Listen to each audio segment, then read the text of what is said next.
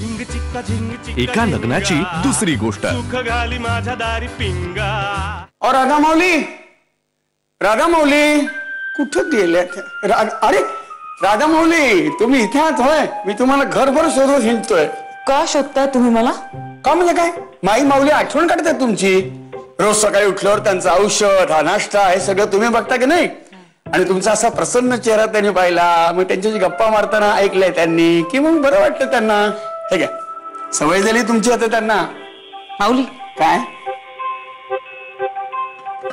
हे तुम्हीच द्या आजींना।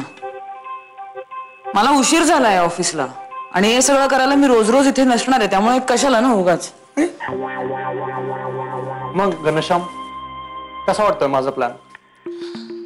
मस्त अशा गप्पा मारायच्या, एकत्र बसायचं, मैत्रीमध्ये नो आड पडदा। फर्स्ट क्लास आहे, फर्स्ट क्लास प्लॅन आहे मानव, मला मान्य आहे। तू फक्त सांग कधी बसूया? आजच बसूया ना। आज?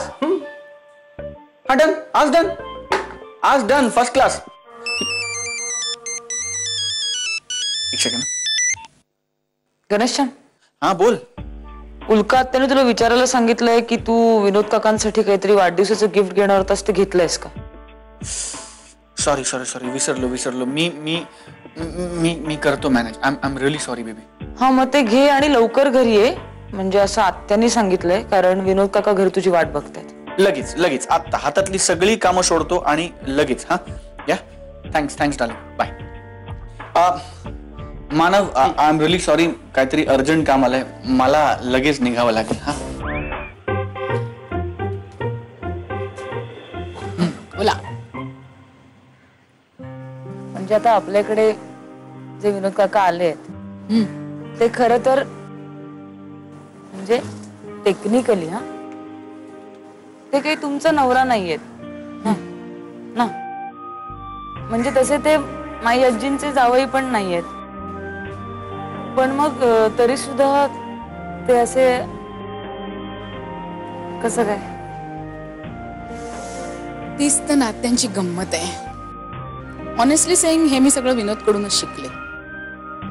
टेक्निकली विनोद आता माझा नवरा नाही, माईचा जावई नाही, दिग्याचा जिजा नाही आणि घनाचा काकाही नाही, पण तरी सुद्धा तो सगळ्यांचा मित्र आहे। हॅलो जावई बापू। बोला पप्पा। नाही,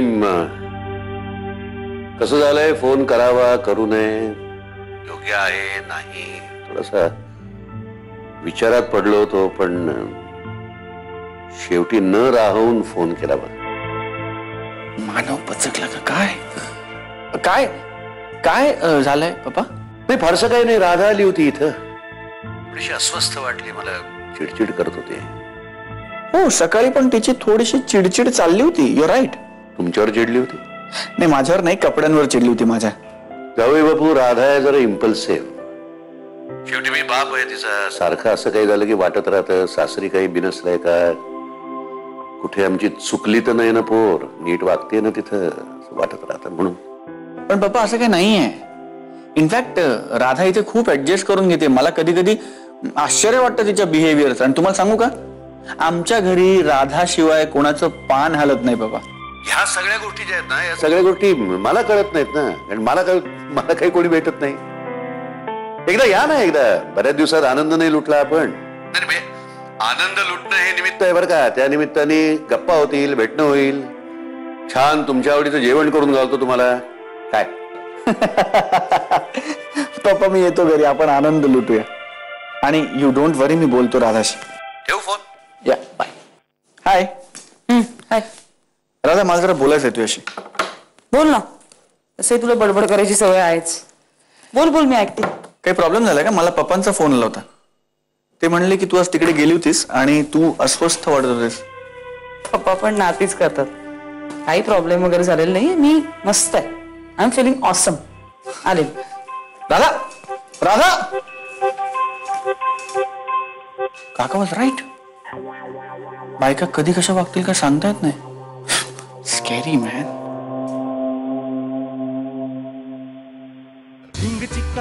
एका लग्नाची दुसरी गोष्ट।